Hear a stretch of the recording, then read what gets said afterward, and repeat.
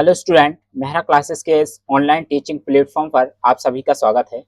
तो हमारा जो विषय चल रहा है वह चल रहा है यूजीसी नेट पेपर फर्स्ट। ठीक है, यूजीसी नेट का जो पेपर फर्स्ट है उसको देख रहे हैं हम। इससे पहले का जो लेक्चर हुआ है उसमें हमने सिलेबस को बहुत अच्छे से समझ लिए हैं कि क्या क्या उसमें टॉपिक दिए गए हैं, हर एक यूनिट को देख लिए हैं। ठीक है, अभी जो पिछला लेक्चर हुआ था उसमें हमने जो सिलेबस समझाया था उसमें जो यूनिट समझाई थी आपको वह शॉर्ट में समझाई थी कि किस प्रकार का सिलेबस है। ठीक है, आपको बेसिक आइडिया होना चाहिए क्योंकि हम सिलेबस को अब शुरुआत करने जा रहे हैं, तो जरूरी है कि सबसे पहले सिलेबस को समझा जाए। तो हमने पिछले लेक्चर में आपको सिलेबस को बहुत अच्छे से बता दिया था कि कौन कौन से ऐसे टॉपिक हैं जो कि इम्पोर्टेंट हैं और कौन कौन से ऐसे टॉपिक हैं जो कि सिलेबस में ऐड नहीं है लेकिन फिर भी उन पर क्वेश्चन पूछे जा रहे हैं। तो आज से हम यूनिट फर्स्ट को स्टार्ट करने जा रहे हैं। हर एक टॉपिक को लेंगे और उसी क्रम में सिलेबस को कंप्लीट करते हुए चलेंगे। अगर अभी तक आपने मेहरा क्लासेस का जो यूट्यूब चैनल है उसे सब्सक्राइब नहीं किया है तो सब्सक्राइब जरूर कर लीजिएगा। और अगर आप इस नोट्स का पीडीएफ चाहते हैं तो जिस टेलीग्राम चैनल की लिंक हम आपको प्रोवाइड करा रहे हैं उसे ज्वाइन कर लीजिएगा। ठीक है, ताकि आपको नोट्स मिल सकें और आप इन नोट्स का बेहतर तरीके से रिवीजन कर सकें। तो चलिए बगैर कुछ समय गवाए सीधा विषय पर चलते हैं और स्टार्ट करते हैं। सबसे पहले सिलेबस समझ लेते हैं और देख लेते हैं कि इसमें कौन कौन से ऐसे टॉपिक हैं जो इंपॉर्टेंट हैं जिन पर कि हर साल क्वेश्चन पूछे जाते हैं। आपको जहां भी जिस टॉपिक में यह बताया जाएगा कि यह क्वेश्चन हर साल आते हैं तो वहां पर आपको यह नोट करते हुए चलना है क्योंकि वह क्वेश्चन पूछे ही जाते हैं। इकाई फर्स्ट है जो है वह है शिक्षण अभिवृत्ति या अभिक्षमता या एप्टीट्यूड। ठीक है, टीचिंग एप्टीट्यूड। तो चलिए देख लेते हैं। इसमें जो हमारा फर्स्ट टॉपिक है वह है शिक्षण अवधारणाएं उद्देश्य शिक्षण का स्तर। इसमें तीन प्रमुख स्तर हैं। ठीक है, मेमोरी लेवल, अंडरस्टैंडिंग लेवल और रिफ्लेक्टिव लेवल, तीनों को देखेंगे। स्मरण शक्ति, समझ और विचारात्मक लेवल। ठीक है, विशेषताएं और मूल अपेक्षाएं। अगला जो टॉपिक है वह है शिक्षार्थी की विशेषताएं, किशोर और वयस्क शिक्षार्थी की अपेक्षाएं, शैक्षिक सामाजिक भावनात्मक और संज्ञानात्मक व्यक्तिगत भिन्नताएं। शिक्षण प्रभावक तत्व जिसमें शिक्षक, सहायक सामग्री, संस्थागत सुविधाएं और शैक्षिक वातावरण। यही सिलेबस को इंग्लिश मीडियम के जो स्टूडेंट हैं उनके लिए भी इंग्लिश लैंग्वेज में ऐड कर दिया गया है। टॉपिक फर्स्ट क्या है? Teaching concept, objectives, levels of teaching, memory, understanding and reflective characteristic and basic requirements. ठीक है, learner characteristic, factor affecting teaching related to. ठीक है, टीचर, लर्नर्स, सपोर्ट मटेरियल, इन सबको भी देखेंगे। तो इंग्लिश मीडियम वालों के लिए भी पूरा सिलेबस ऐड कर दिया गया है। ठीक है, बाकी यह जो क्लास है हिंदी मीडियम को ध्यान में रखकर बनाई जा रही है। बाकी इंग्लिश मीडियम वाले भी इसको देख सकते हैं। यहाँ से आपको बहुत सारे ऐसे एग्जाम्पल मिल जाएंगे जिनसे कि आप इन परिभाषाओं को अच्छे से याद कर सकते हैं। अगला जो टॉपिक है वह है अधिगम संस्थाओं में शिक्षण की पद्धति, जिसमें अध्यापक केंद्रित बनाम शिक्षार्थी केंद्रित पद्धति, ऑफलाइन बनाम ऑनलाइन पद्धतियां, इसमें स्वयं प्रभा, मूक्स आदि। इन पर एक क्वेश्चन हर साल पूछा जाता है। और यहाँ पर जो फर्स्ट को टॉपिक है शिक्षण वाला, इसमें जो लेवल्स हैं इस पर भी क्वेश्चन हर साल पूछा जाता है। ठीक है, तीन टॉपिक तो अभी आपको बता दे रहे हैं कि जिन पर क्वेश्चन पूछा जाता है, और एक है मूल्यांकन प्रणालियां। इन टॉपिक से क्वेश्चन हर साल ही पूछा जाता है। बाकी जैसे जैसे सिलेबस आगे स्टार्ट होता जाएगा वहां पर जो भी टॉपिक आते जाएंगे वहां पर आपको बताते चलेंगे कि कौन कौन से जो टॉपिक है उनसे क्वेश्चन डायरेक्ट मिलने की संभावना है और उनसे आपको क्वेश्चन एग्जाम में डायरेक्ट ही मिलेंगे। अगला जो टॉपिक है शिक्षण सहायक प्रणाली, जिसमें परंपरागत, आधुनिक और आईसीटी आधारित मूल्यांकन प्रणालियां, जिसमें मूल्यांकन के तत्व और प्रकार, उच्च शिक्षा में विकल्प आधारित क्रेडिट प्रणाली में मूल्यांकन, कंप्यूटर आधारित परीक्षा मूल्यांकन पद्धतियों में नवाचार। ठीक है, तो यह सिलेबस है। कितने टॉपिक है? 1 2 3 और 3 है। ठीक है, टोटल 6 टॉपिक हैं और इन 6 टॉपिक के अंदर भी बहुत सारे सब टॉपिक हैं और उन सब टॉपिक के अंदर भी बहुत सारे टॉपिक हैं। ठीक है, तो उन सबको एक एक टॉपिक को लेकर देखते हुए चलेंगे। तो सबसे पहले हमारी जो यूनिट है टीचिंग एप्टीट्यूड, उसको पढ़ने से पहले यह जान लेना आवश्यक है कि आखिर शिक्षा क्या है। क्या शिक्षा लाइब्रेरी में रखी 4 किताबें पढ़ लेना है? क्या शिक्षा कुछ तथ्यों फैक्टों को रट लेना है? ठीक है, तो इसका सबसे पहले हम अर्थ समझेंगे कि आखिर शिक्षा क्या है। ठीक है, जो हमारा शिक्षा शब्द है वह किस भाषा के, वह संस्कृत भाषा के शिक्ष शब्द में आ प्रत्यय लगाने से, ठीक है, आ प्रत्यय लगाने से क्या बना है? शिक्षा शब्द बना है। इसी परिभाषा को आगे नोट कर दिया गया है, यहाँ पर इसको समझाने के लिए यूज किया जा रहा है। ठीक है, शिक्षा शब्द हमारा संस्कृत भाषा के शिक्ष शब्द में आ प्रत्यय लगाने से शिक्षा शब्द बना है। ठीक है, आपको जो नोट्स बनाना है वह इसी प्रकार से बनाना है। बाकी आपको नोट्स प्रोवाइड करा दिया जाएगा। अगर आपको शॉर्ट नोट्स बनाना है रिवीजन के लिए तो इसी प्रकार से बनाइएगा। ठीक है, ताकि आपको चीजें याद रहें। शिक्षा क्या है? शिक्षा संस्कृत भाषा के जो शब्द है शिक्ष, ठीक है, उसमें आ प्रत्यय लगाने से शिक्षा शब्द बना है। इसका अर्थ क्या होता है? सीखना या सिखाना। ठीक है, सीखना या सिखाना। शिक्षा शब्द का हमने अर्थ देख लिया। शॉर्ट में अभी शिक्षा शब्द का जो अर्थ है सीखना या सिखाना। अब इसी को हम एक बृहद लेवल पर समझते हैं, परिभाषाओं के माध्यम से समझने की कोशिश करेंगे कि शिक्षा ज्ञान उचित आचरण, ठीक है, शिक्षा ज्ञान उचित आचरण तकनीकी दक्षता। अभी आपको एक एक का एग्जांपल देकर बताएंगे। तकनीकी दक्षता और विद्या, ठीक है, विद्या को प्राप्त करने की एक संपूर्ण प्रक्रिया को क्या कहा जाता है? शिक्षा कहा जाता है। ठीक है, शिक्षा ज्ञान उचित आचरण तकनीकी दक्षता और विद्या को प्राप्त करने की एक संपूर्ण प्रक्रिया है। ज्ञान का अर्थ है यहाँ पर बिल्कुल भी सीमित नहीं है, उसको शिक्षण के लेवल पर एक बृहत रूप में देखा जाता है। कैसे बृहत रूप में देखा जाता है उसको अब हम समझेंगे कि आखिर ज्ञान का अर्थ क्या है। ज्ञान का अर्थ केवल कुछ तथ्यों को रट लेना नहीं है। ठीक है, ज्ञान का अर्थ कुछ जानकारी ग्रहण कर लेना नहीं है, बल्कि ज्ञान का बृहत लेवल पर अर्थ समझें तो ज्ञान का एक बृहत लेवल पर अर्थ है व्यक्ति के अंदर एक बेहतर समझ विकसित होना। एक ऐसी समझ जो उसे हर परिस्थितियों में लड़ने में मदद करे और उन परिस्थितियों में जो भी समस्याएं उसके सामने आती हैं उनका समाधान करने में उसकी मदद करे। ठीक है, तो इसका बृहत लेवल पर क्या अर्थ हुआ? ठीक है, बृहत लेवल पर अर्थ है ज्ञान का कुछ तथ्यों को रट लेना नहीं, ठीक है, कुछ जानकारी को इकट्ठा कर लेना नहीं, बल्कि व्यक्ति के भीतर एक बेहतर समझ विकसित होना है। ठीक है, तो अब उसके बाद क्या है? उचित आचरण। उचित आचरण का अर्थ सिंपल सा है। उचित आचरण का अर्थ है कि किसी के साथ भेदभाव ना करना, सद्भाव के साथ रहना। ठीक है, किसी के साथ ऊंच नीच वाला व्यवहार नहीं करना। ठीक है, सभी से सम्मान से बात करना, अपशब्दों का यूज नहीं करना। ठीक है, उचित आचरण का अर्थ यह हुआ। अगला जो वर्ड है वह है तकनीकी दक्षता। तकनीकी दक्षता का अर्थ यहाँ पर कोई गणितज्ञ होना नहीं है।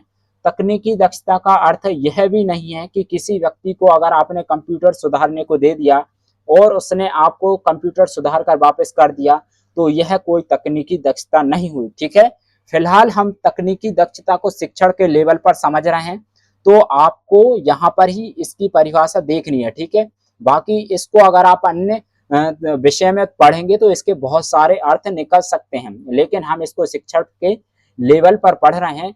तो यहाँ पर तकनीकी दक्षता का अर्थ क्या होगा? तकनीकी दक्षता का अर्थ यह नहीं है कि आपने किसी व्यक्ति को कंप्यूटर सुधारने को दे दिया और उसने आपको कंप्यूटर सुधार कर वापस कर दिया तो यह उसकी तकनीकी दक्षता हो सकती है। ठीक है, तो जो तकनीकी फील्ड है उसमें उसकी तकनीकी दक्षता हो सकती है, लेकिन शिक्षा की फील्ड है उसमें इसे क्या कहा जाएगा? योग्यता कहा जाएगा। ठीक है, उसने किसी विषय की पढ़ाई की, उसमें योग्यता हासिल की और उसने आपको कंप्यूटर सुधार कर दे दिया तो यह क्या हुई? उसकी तकनीकी दक्षता हुई। ठीक है, तकनीकी दक्षता क्या हुई? तकनीकी दक्षता का अर्थ है यहाँ पर व्यक्ति के भीतर एक ऐसी समझ विकसित होना, व्यक्ति के भीतर एक ऐसी समझ विकसित होना जिससे वह कठिन परिस्थितियों में भी विभिन्न समस्याओं, ठीक है, विभिन्न समस्याओं का समाधान ढूंढ सके। ठीक है, विभिन्न समस्याओं का जो है समाधान ढूंढ सके। तो क्या देखा हमने? तकनीकी दक्षता का अर्थ है कि व्यक्ति अपने विवेक का उपयोग करके कठिन परिस्थितियों में भी उन समस्याओं का समाधान ढूंढ सके, ठीक है, या निकाल सके। तो हमने शिक्षा की जो परिभाषा है उसको देखा, उसमें सभी वर्डों को समझा कि शिक्षा की आप परिभाषा नोट कर सकते हैं। शिक्षा की परिभाषा हुई, शिक्षा ज्ञान, उचित आचरण, तकनीकी दक्षता और विद्या को प्राप्त करने की एक संपूर्ण प्रक्रिया है। इसमें हमने हर एक वर्ड को आपको विस्तार से समझा दिया है। अब शिक्षा की और भी अन्य बहुत सी परिभाषाएं हैं, उनको भी देखते हुए चलेंगे, क्योंकि कभी कभी ऐसा होता है कि शिक्षा पर स्टेटमेंट वाले क्वेश्चन पूछ लिए जाते हैं, ठीक है।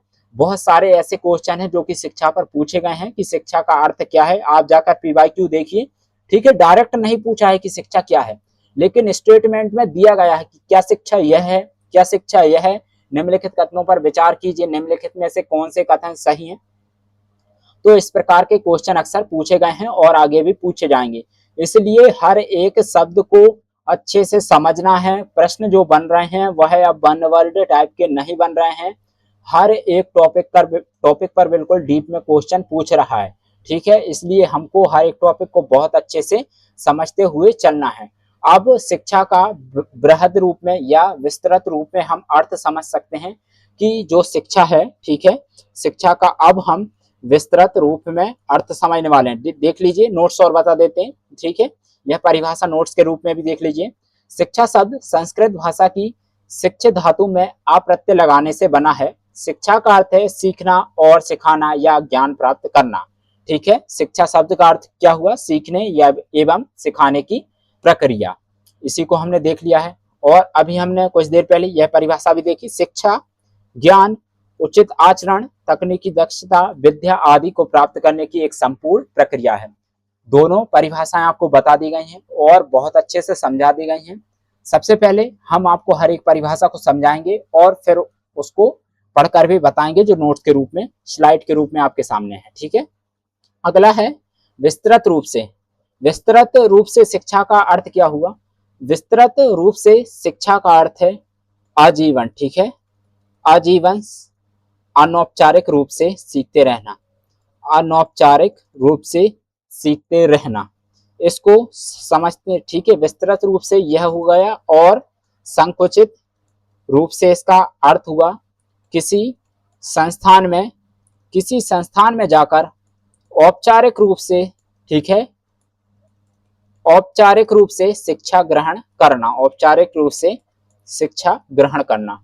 तो एक कहानी के माध्यम से हम इसको समझाने की कोशिश कर रहे हैं, ठीक है। आपको ऐसे ही नोट्स शॉर्ट्स में बनाते हुए चलना है, और जहां जो एग्जाम्पल, जहां जो कहानियां बताई जा रही हैं उनको भी नोट करते हुए चलना है शॉर्ट में, ठीक है। याद रखिएगा, आपको जो नोट्स प्रोवाइड कराया जाएगा वहां पर आपको ये कहानियां और एग्जाम्पल बिल्कुल नहीं मिलने वाले हैं, क्योंकि सब कुछ ऐड नहीं किया जा सकता है। आप भी जानते हैं कुछ एग्जाम्पल, कुछ कहानियां ऐसे होते हैं जो कि जब पढ़ाते हैं तो उसी टाइम याद आते हैं, या जब आपके लिए कंटेंट डिजाइन किया जाता है, बनाया जाता है, तो उस टाइम ऐड आते हैं, तो उनको भी नोट के रूप में कर लिया जाता है, ठीक है।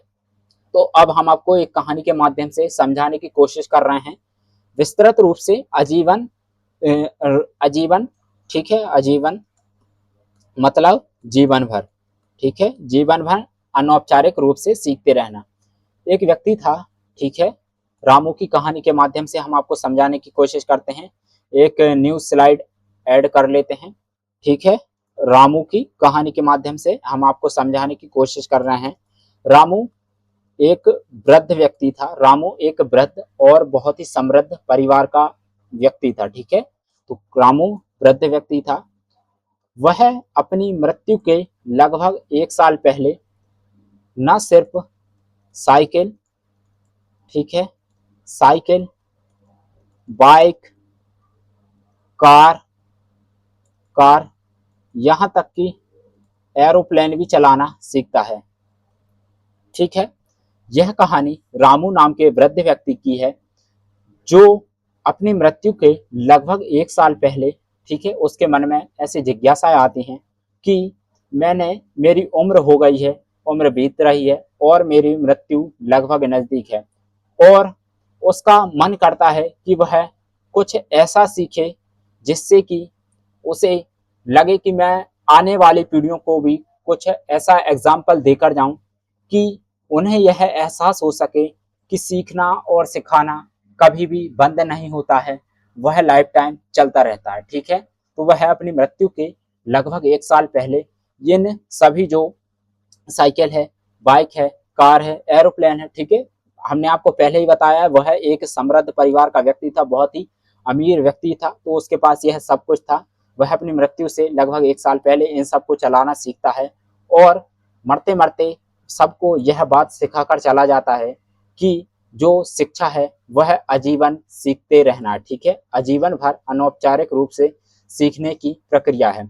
उसी को हम आपको परिभाषा के माध्यम से बताने की कोशिश कर रहे हैं।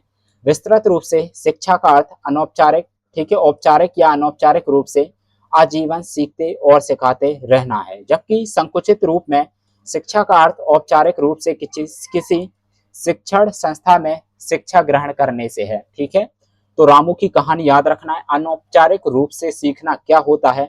अगर आपको रामू की कहानी याद रही तो आप बहुत बेहतर तरीके से समझ पाएंगे कि अनौपचारिक रूप से सीखना क्या है। ठीक है, रामू ने बिल्कुल अनौपचारिक रूप से सीखा था, वह किसी स्कूल में नहीं गए थे, ठीक है, किसी कॉलेज में सीखने नहीं गए थे, ना ही कोई एकेडमी ज्वाइन की थी। ठीक है, लेकिन उनके मन में ऐसी जिज्ञासाएं थी कि हमको यह सीखना है, तो उन्होंने अपनी मृत्यु के लगभग साल भर पहले इन सब चीजों को सीखा और एक प्रेरणा का स्रोत बन गए कि अगर सीखने की जिज्ञासा हो, इच्छा हो, तो उम्र मायने नहीं रखती है, हर उम्र में सभी चीज सीखी जा सकती हैं। ठीक है, और देख लेते हैं अगली जो परिभाषा है, इसको समझाते हैं आपको। वर्तमान शिक्षा परिवेश में शिक्षण का उद्देश्य विद्यार्थियों में अधिगम को उत्पन्न करके सिखाना है, ना कि बलपूर्वक ज्ञान को मस्तिष्क में बिठाना। ठीक है, परिभाषा आदर्श लेवल की तो दिख रही है, ठीक है, बाकी आप भी जानते हैं कि सच्चाई क्या है। वर्तमान में शिक्षा परिवेश में शिक्षण का उद्देश्य विद्यार्थियों में अधिगम उत्पन्न करके सिखाना है, वास्तविकता ऐसी कुछ नहीं है। ठीक है, कॉलेज लेवल पर ही, यूनिवर्सिटी में और पीएचडी लेवल पर ही ऐसा देखा जाता है, बाकी स्कूल लेवल पर तो यही हो रहा है कि बलपूर्वक ही उन्हें मार कूट कर ही सिखाया जा रहा है। बाकी इस परिभाषा को हम आपको समझाने की कोशिश कर रहे हैं। क्या कहती है यह परिभाषा? कह रही है कि विद्यार्थियों को मस्तिष्क में जो बात बैठाना है वह बलपूर्वक नहीं है। तो हम इसको एक एग्जाम्पल के माध्यम से समझते हैं।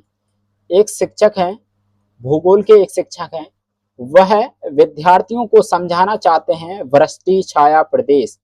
क्या समझाना चाहते हैं? वृष्टि छाया प्रदेश। ठीक है, भूगोल के अध्यापक हैं, एक अध्यापक ऐसे हैं, इन्होंने क्या किया, बलपूर्वक कैसे समझाया? उन्होंने बलपूर्वक ऐसे समझाया कि उन्होंने जाकर ब्लैक बोर्ड पर चौक उठाई, ब्लैक बोर्ड पर लिख दिया कि वृष्टि छाया प्रदेश यह होते हैं, परिभाषा लिख दी और बता दिया कि यह वृष्टि छाया प्रदेश होते हैं। लेकिन एक शिक्षक वह थे, उन्होंने स्टूडेंट को केवल यह परिभाषा रटाने की कोशिश नहीं की, बल्कि उनके मस्तिष्क में बिठाने की कोशिश की ताकि वह कभी भी ना भूलें। उन्होंने वृष्टि छाया प्रदेश को कुछ इस प्रकार समझाया। वह कक्षा में जाते हैं और सबसे पहले विद्यार्थियों के मन में जिज्ञासाएं पैदा करते हैं। वह सबसे पहले उनसे प्रश्न पूछते हैं कि स्टूडेंट, क्या कारण है कि मुंबई और जो हमारा पुणे है उसकी दूरी लगभग 150 किलोमीटर है। ठीक है, 148 किलोमीटर के आसपास है, तो 150 मानकर चलते हैं। तो उन्होंने विद्यार्थियों से प्रश्न पूछा कि स्टूडेंट, क्या कारण है कि मुंबई और पुणे की दूरी लगभग 150 किलोमीटर होने के बाद भी एक क्षेत्र ऐसा है जहां मानसून के सीजन में बहुत ज्यादा बाढ़ आ जाती है, और वहीं जो हमारा पुणे वाला जो रीजन है वह वृष्टि छाया प्रदेश बन जाता है, मतलब एक ऐसा प्रदेश जहां पर सूखे जैसी संभावना भी देखी गई है। ठीक है, तो सबसे पहले वह ऐसा प्रश्न स्टूडेंट से पूछते हैं ताकि उनमें उनके मन में जिज्ञासाएं पैदा हो, उनके मन में जिज्ञासाएं पैदा होती हैं और वह सोचते हैं कि आखिर ऐसा होता क्यों है और इसका कारण क्या है।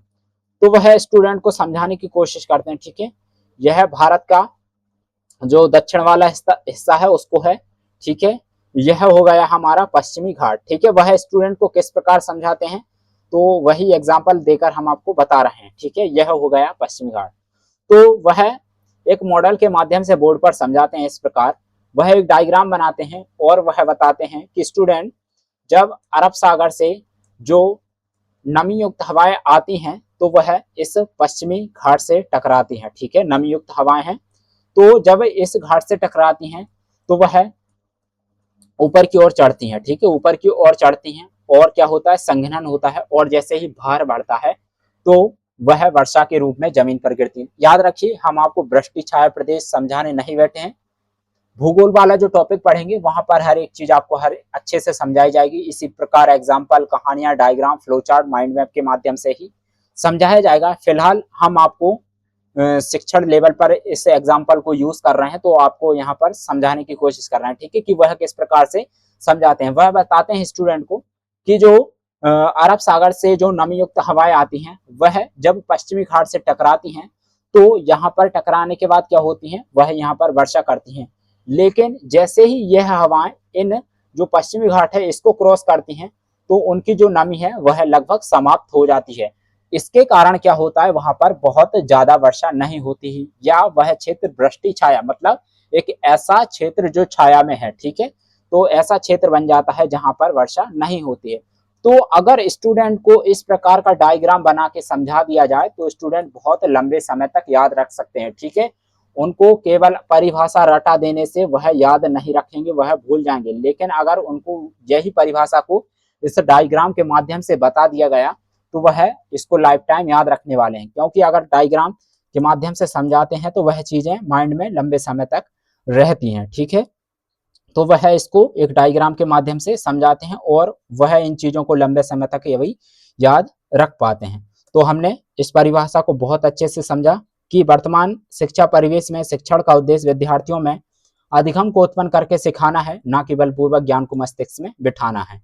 अगला जो हमारा टॉपिक है वह है एप्टीट्यूड, अभिक्षमता क्या होती है, ठीक है। अभिक्षमता का शॉर्ट में अर्थ समझा जाए, अगर एक वर्ड में इसका अर्थ समझ लेते हैं, ठीक है, एक लाइन में, यह अभिक्षमता क्या होती है, व्यक्ति के भीतर, ठीक है, व्यक्ति के भीतर जो जन्मजात छुपी हुई, ठीक है, जन्मजात छुपी हुई जो क्षमताएं होती हैं, ठीक है, व्यक्ति के भीतर जो जन्मजात छिपी हुई क्षमता होती है उसको ही एप्टीट्यूड कहा जाता है। उसको अभी हम आपको एक परिभाषा के माध्यम से भी बताने वाले हैं। सबसे पहले इन सभी परिभाषाओं को देख लेते हैं, ठीक है। शॉर्ट में हमने बता दिया है कि व्यक्ति के भीतर छिपी हुई जन्मजात क्षमता, योग्यता या उनका जो पोटेंशियल होता है, ठीक है।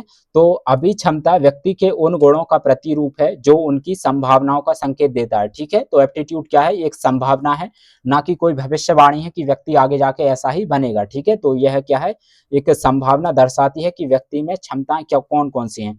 और अभी और परिभाषाएं देखते हैं, फिर इसको एग्जाम्पल के माध्यम से भी समझेंगे। अभी क्षमता से आशय किसी व्यक्ति के सीखने एवं ग्रहण करने की क्षमता, कार्य में वास्तविक रुचि तथा संतोषजनक दक्षता के स्तर से है, ठीक है। और अगला एग्जाम्पल देख लेते हैं। किसी भी क्षेत्र, पाठ्यक्रम या प्रशिक्षण कार्यक्रम में व्यक्ति की भावी सफलता का अनुमान, व्यक्ति की भावी सफलता का अनुमान उसकी अभी क्षमता के आधार पर लगाया जा सकता है, ठीक है। तो इसको एक एग्जाम्पल के माध्यम से समझने की कोशिश करते हैं। आपने एक कहानी सुनी होगी, ठीक है, जो कि नरेंद्र नाम के एक लड़के की थी, नरेंद्र नाम के लड़के की, ठीक है, जिनका नाम आपने सुना होगा स्वामी विवेकानंद, ठीक है। स्वामी विवेकानंद के बचपन की एक कहानी है, इसको देख लीजिएगा, ठीक है। एग्जाम्पल के माध्यम से समझने की कोशिश करेंगे। स्वामी विवेकानंद के बचपन का नाम क्या था, नरेंद्र, ठीक है। एक बहुत ही जिज्ञासु लड़का, ठीक है, एक बहुत ही जिज्ञासु लड़का, जिसके बचपन की कहानी ऐसी है कि जिसके मन में बहुत सारी जिज्ञासाएं रहती थी, बहुत सारे प्रश्न रहते थे। वह बहुत सारे व्यक्तियों के पास गए लेकिन उनको अपने जो प्रश्न थे, ठीक है, जो जीवन से जुड़े प्रश्न और अन्य बहुत से प्रश्न जिनका जवाब उनको नहीं मिल पा रहा था। लेकिन एक दिन ऐसे ही शाम को एक अन्य व्यक्ति से उनकी मुलाकात होती है जो उन्हें रामकृष्ण जी का, ठीक है, जो रामकृष्ण जी उनके गुरु थे, उनका पता बताते हैं। और फिर उसी दिन जब वो व्यक्ति उनसे क्या बोलते हैं कि आप इनके पास जाइएगा, कल सुबह होती है आप इनके पास चले जाइएगा तो वह आपकी इन जिज्ञासाओं को शांत कर देंगे। तो ऐसा बोलते हैं, लेकिन उसके बाद क्या होता है, यह इनसे इतना भी इंतजार नहीं होता है कि यह दूसरे दिन का वेट कर सकें। तो क्या करते हैं, यह रात के समय ही उनके पास चले जाते हैं और रामकृष्ण जी के पास जाते ही उनका जो घर का दरवाजा है वह खटखटाते हैं और क्या बोलते हैं कि गेट खोलिए। ठीक है, तो अंदर से आवाज क्या आती है, रामकृष्ण जी बोलते हैं कौन है। तो नरेंद्र स्वामी विवेकानंद जी क्या जवाब देते हैं कि यही तो जानने आया हूँ कि कौन हूँ। ठीक है, यही तो जानने आया हूँ कि कौन हूँ। इतना जो गहरा उत्तर देने के बाद जो रामकृष्ण जी हैं उनको इनकी जिज्ञासाएं पता चल जाती हैं कि इनके भीतर क्या पोटेंशियल है, क्या क्षमता है। अगर इनको एक बेहतर जो प्रशिक्षण है वह मिल जाए तो इनकी जो दक्षता है वह और बढ़ सकती है। ठीक है, और आप जानते हैं कि आगे चलकर स्वामी विवेकानंद जी क्या बने, स्वामी विवेकानंद जी बहुत बड़े एक दार्शनिक और आध्यात्मिक गुरु बने। ठीक है, तो उनकी यह जो क्षमता थी उनको किसने पहचाना, उनके गुरु ने यह क्षमता को पहचाना और उनको क्या किया, सिखाया। ठीक है, क्योंकि क्या थी उनमें सीखने की तो रुचि थी। ठीक है, वास्तविक रुचि थी और ग्रहण करने की उनकी क्षमताएं भी बहुत ज्यादा थी, इसलिए उनको जो भी सिखाया गया उन्होंने बहुत अच्छे से सीखा और आगे जाकर वह बहुत बड़े दार्शनिक बने और आध्यात्मिक गुरु भी। ठीक है, और इसी को एक और एग्जाम्पल के माध्यम से समझने की कोशिश करते हैं। मान लीजिए, ठीक है, अमित और सुमित का एक एग्जाम्पल ले लेते हैं। ठीक है, एक शिक्षक जो कि संगीत के शिक्षक एक विद्यालय में आते हैं, वह एक क्लास लेते हैं जिसमें इनको संगीत सिखाया जाता है, तो दोनों ही उस क्लास में मौजूद होते हैं।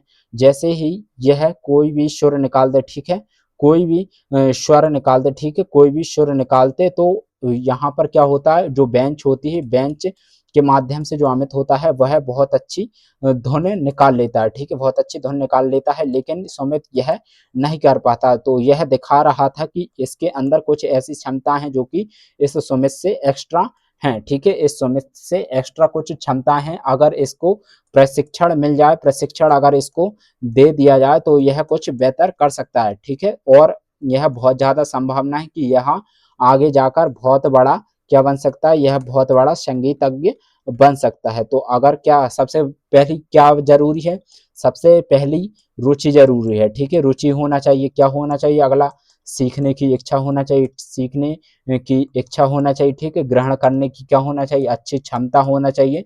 तो यह सभी क्षमताएं अमित के पास थी, लेकिन सुमित के पास नहीं थी। तो यह दिखाता है कि अमित के पास जो एप्टीट्यूड है वह बहुत अच्छा है, उसमें पोटेंशियल है कि वह आगे जाकर एक संगीतज्ञ बन सकता है। ठीक है, तो आज हमने एप्टीट्यूड की विभिन्न परिभाषाएं देखी और उनको एग्जाम्पल के माध्यम से भी समझा। आगे चलकर हम जो टॉपिक पढ़ने वाले हैं वह होगा हमारा एप्टीट्यूड, जिसमें हम इसके प्रकार देखेंगे, इसके जो मॉडल है वह देखेंगे। ठीक है, कैब मॉडल या एबीसी मॉडल आपने सुना होगा, उस मॉडल को भी पढ़ेंगे और वहां पर भी आपको हर एक चीज एग्जाम्पल के माध्यम से ही समझाई जाएगी, जिस प्रकार आज हमने जो हमारी परिभाषा थी, ठीक है, शिक्षा की जो हमारी परिभाषा थी और एप्टीट्यूड जो हमारा वर्ड था उसको विभिन्न एग्जाम्पल और कहानियों के माध्यम से समझा। आगे चलकर भी हर एक चीज को, चाहे वह एटीट्यूड हो या फिर अन्य कोई व्यक्ति जिन्होंने परिभाषा दी हो, जैसे रायवर्न हो, ठीक है, और इन सब जितने व्यक्ति हैं, स्मिथ हो, इन सब की भी परिभाषाओं को हम कहानियों और एग्जाम्पल के माध्यम से ही समझने वाले हैं। तो अगर अभी तक आपने मेहरा क्लासेस का जो ऐप है उसे डाउनलोड नहीं किया है तो उसे भी डाउनलोड कर लीजिए। ठीक है, क्योंकि कुछ क्लास जो हमारी होंगी वह यूट्यूब पर होंगी और कुछ क्लास ऐप पर होंगी, तो आप यहाँ से भी कंटिन्यू कर सकते हो इसको और वहां से भी कंटिन्यू कर सकते हैं। ठीक है, और टेलीग्राम चैनल को जरूर ज्वाइन कर लीजिएगा, वहां पर हम इसका नोट्स अपलोड कर दे रहे हैं, तो वहां से डाउनलोड करके आप बेहतर तरीके से इसका रिविजन कर सकते हैं और इस क्लास को आप दोबारा देख के, ठीक है, दोबारा देख के और इसका बेहतर तरीके से नोट्स बना सकते हैं। ठीक है, तो पढ़ते रहिएगा और इसका रिवीजन भी कर लीजिएगा। मिलते हैं नेक्स्ट क्लास में, शुक्रिया।